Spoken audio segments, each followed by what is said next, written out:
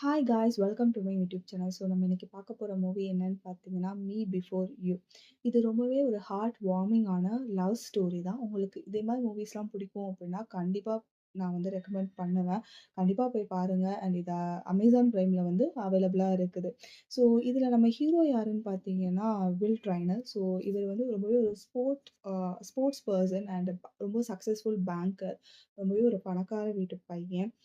லைஃப்ப வந்து வாழணும்னு நினைக்கிற பையன். ஜஸ்ட் நம்ம வேலைக்கு போணும், இருந்தோம் அப்படின்னு இல்லாம, ரொம்பவே அட்வென்ச்சரஸா வாழணும், எல்லாத்தையுமே பண்ணி பார்க்கணும் அப்படின்னு நினைக்கிற ஒரு பையன். ரொம்பவே ஒரு ஆக்டிவான ஒரு பெர்சன். பட் அன்ஃபார்ச்சுனேட்டா அவர் வந்து ஒரு மோட்டார் பைக் ஆக்சிடென்ட்ல வந்து இன்வால்வ் ஆகி அவருக்கு வந்து பேரலைஸ் ஆயிடுது. ஸோ அவரால எதுவுமே அசைக்க முடியாது. கழுத்து மட்டும் மட்டும் தான் அசைக்க முடியுமே தவிர, கை, கால் எதுவுமே அசைக்க முடியாது. ஒரு 2 இயர்ஸ் வந்து அவர் வந்து ஃபிசியோதெரபிஸ்ட்ட போயிட்டு ட்ரீட்மெண்ட்லாம் எடுத்தாலுமே, அவரால ஆக்சுவலி எதுவுமே அசைக்க முடியல. கை, கால் எதையுமே அவரால வந்து அசைக்கவே முடியல. ஸோ ரொம்ப ஒரு டிப்ரஸ்டா ஆக்சுவலி அவர் வந்து இருக்கிறாரு. லைஃபே முடிஞ்சு போயிடுச்சு. பிகாஸ் ஒரு ரொம்பவே ஆக்டிவான இருந்த ஒரு பெர்சன், இப்போ எல்லா நேரமுமே வந்து சேர்லயே இருக்கக்கூடிய ஒரு சிச்சுவேஷன். எல்லா நேரமும் வீல் சேர்லயே இருக்கணும். யாராவது ஒருத்தங்க வந்து ஃபீட் பண்ணணும். அப்படிங்கிற ஒரு சிச்சுவேஷன். யாரா இருந்தாலும் ரொம்பவே டிப்ரஸ்டா தான் இருப்பாங்க. அதே மாரி தான் வில்லு ரொம்பவே டிப்ரஸ்டா இருக்கிறாரு. பட் அவர் ரொம்ப பணக்கார வீட்டு பையன். ஸோ அவங்க அம்மா வந்து ரொம்பவே கவலைப்படுறாங்க. நம்மளோட பையனோட மனச எப்படியாவது மாத்தணும். ஸோ ஏதோ ஒரு ஃப்ரெண்டோ யாரோ இருந்தாங்க. அவன சியர் பண்றேன்னா, கண்டிப்பா அந்த டிப்ரசிவ் எபிசோட்லேருந்து கண்டிப்பா வெளிய வந்துருவான்னு சொல்லிட்டு வில்லோட அம்மா வந்து நினைக்கிறாங்க. ஸோ அவங்க வந்து ஒரு ஜாப் ஆட் குடுக்குறாங்க. இதே மாதிரி ஒரு கேர்டேக்கர் தேவைப்படுது அப்படின்னு சொல்லிட்டு. ஸோ இந்த சைடு பார்த்தீங்கன்னா, நம்ம ஹீரோயின் ஒரு ரெஸ்டாரண்ட்ல 8 வருஷமா ஒர்க் பண்ணிட்டு இருக்காங்க. அந்த ரெஸ்டாரண்ட்டே க்ளோஸ் பண்றதுனால அவளுக்கு வேல போயிட்டு, அவ ஒரு நார்மல் மிடில் கிளாஸ் ஒரு பொண்ணு. வீட்டோட விஷயம் நெறைய விஷயத்த டேக் கேர் பண்ணிக்கக்கூடிய ஒரு பொண்ணு. அ ஸோ நெறைய ரெஸ்பான்சிபிலிட்டீஸ், நெறைய காசு தேவைப்படுது. ஜாப் வேற இல்ல. ஸோ என்ன பண்றதுன்னு யோசிச்சுட்டே இருக்கும்போது தான், இந்த ஜாப் அவளுக்கு வந்து வருது. இதே மாரி ஒரு ஜாப் இருக்கு. நீங்க போறீங்களா? அப்படின்னு சொல்லிட்டு லூட்ட ஒருத்தர் கேட்குறாரு. லூவும் ஓகே. நல்ல மணி. 6 மாசம் தான் ஜாப். 6 மாசம் முடிஞ்சதுக்கப்புறம் ஒரு ஹியூஜ் அமௌண்ட் ஆஃப் மணி வந்து குடுக்குறேன் அப்படின்னு சொல்லியிருக்காங்க. ஸோ அவளுக்கும் ஏன் நம்ம இத எடுத்துக்க கூடாது? நம்ம வேலையே இல்லாம இருக்கிறோம். ஸோ இந்த மாதிரி இந்த வேலைக்கு நம்ம போய்க்கலாம் அப்படின்னு சொல்லிட்டு அவ நினைக்கிறா. ஸோ போயிட்டு லூவோட சாரி வில்லோட அம்மாவ மீட் பண்றா. வில்லோட அம்மாவுக்கு அவள ரொம்பவே பிடிச்சிருது. ஏன்னா, அவரோட பெர்சனாலிட்டி வந்து ரொம்பவே ஒரு சியர்ஃபுல்லான பெர்சனாலிட்டி. சிட்டர் சாட்டர்ன்னு சொல்லுவாங்க இல்லையா? பேசிக்கிட்டே இருப்பா. அதே மாரி ஒரு பெர்சனாலிட்டி. ஸோ இதே மாதிரி ஒரு பெர்சன் நம்மளோட பையன் கூட இருந்தான் அப்படின்னா, அவன் கண்டிப்பா அந்த டிப்ரஷன் வந்து வெளிய வந்துருவான்னு சொல்லிட்டு அவங்க அம்மா ரொம்பவே பிலீவ் பண்ணா. ஸோ எதுக்கு அவங்க அம்மா வந்து ரொம்பவே கான்சன்ட்ரேட்டடா இதுல இருக்கிறாங்கன்னு பார்த்தீங்கன்னா, வில்லு வந்து அசிஸ்டட் சூசைட் அதுக்கு வந்து வேணும் அப்படின்னு சொல்லிட்டு அப்ளை பண்ணியிருப்பான் சுவிட்சர்லாண்ட்ல. Because it means a suicide பண்ணிக்கலாம் அவன். கவர்மெண்ட்டோட அப்ரூவல் எல்லாத்தோட அப்ரூவல் வச்சு அவன் சூசைட் பண்ணிக்கலாம். பிகாஸ் ஒரு லைஃப் சேஞ்சிங் ஈவென்ட் அவனோட லைஃப்ல நடந்திருக்கு. இதுக்கு மேல அவனால நடக்க முடியாது, எதுவுமே பண்ண முடியாது அப்படிங்கும்போது, அ அவன் வந்து அ அ சூசைட் பண்ணிக்கலாம். வித் எல்லாத்தோட பெர்மிஷனோட. ஸோ அவன் வந்து சூசைட் பண்ணணும் அப்படின்னு நினைக்கிறான். பட் அவங்க அம்மா என்ன சொல்றாங்கன்னா, "ஒரு 6 மாசம் டைம் குடு.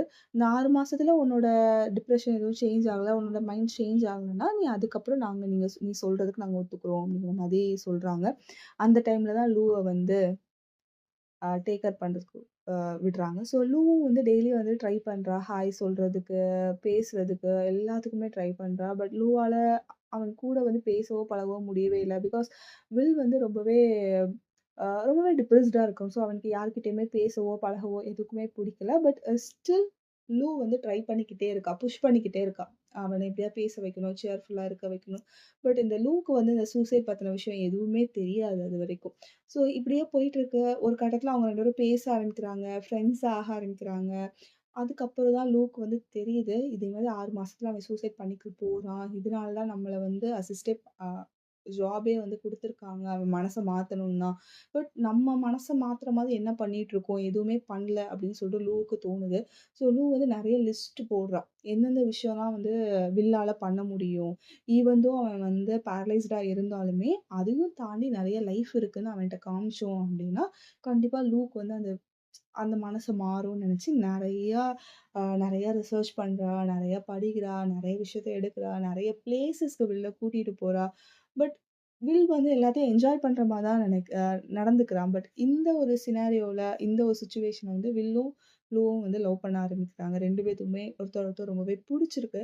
ஸோ இந்த ஒரு சிச்சுவேஷன்ல அவங்க வந்து ஃபைனலா வந்து ஒரு பெரிய ட்ரிப் போலான்னு நெனைக்கிறாங்க.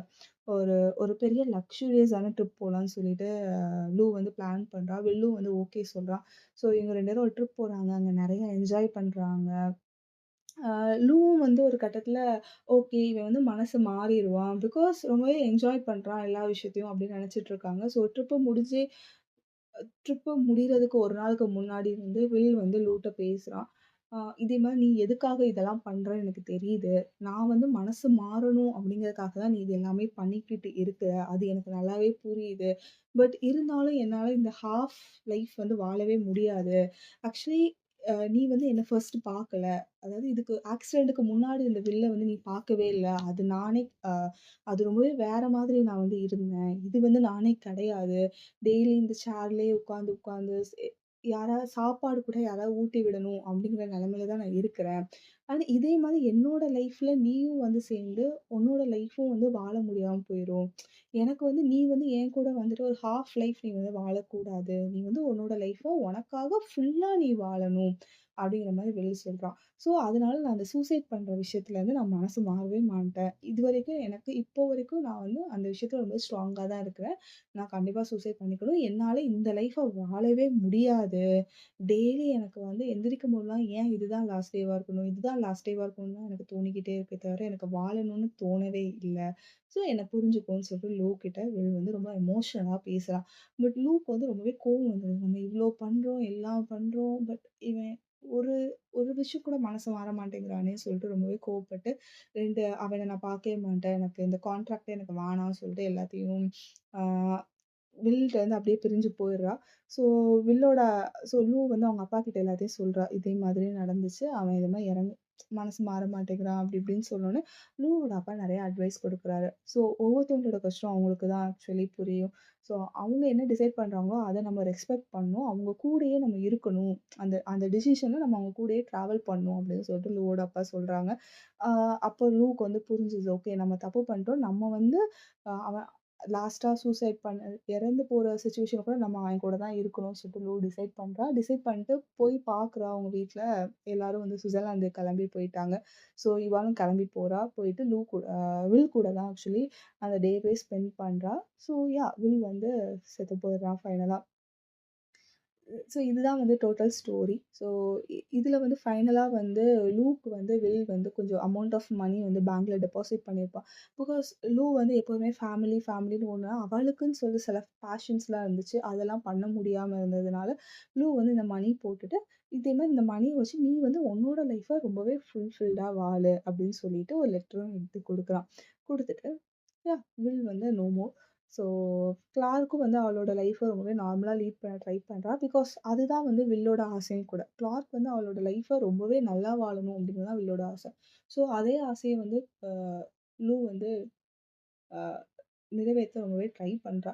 ஸோ இதுதான் இந்த மூவியோட ஸ்டோரி. ரொம்பவே ஒரு எமோஷனான ஒரு மூவி. பட் ஹார்ட் வார்மிங் தான். ரொம்பவே அ நல்லாருக்கும். ஃபீல் குட் மூவி தான் நான் சொல்லுவேன்.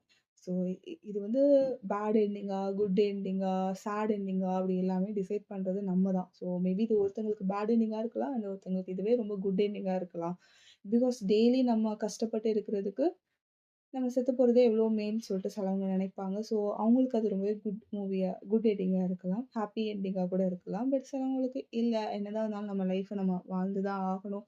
இப்படி போறது வந்து ரொம்பவே ஒரு சேடான விஷயம் அப்படிங்கிறவங்களுக்கு அது ஒரு ட்ராஜிக் எண்டிங்கா கூட இருக்கலாம். But moreover it is a good movie. I will totally recommend to watch it. So thanks for வாட்சிங். Thank you.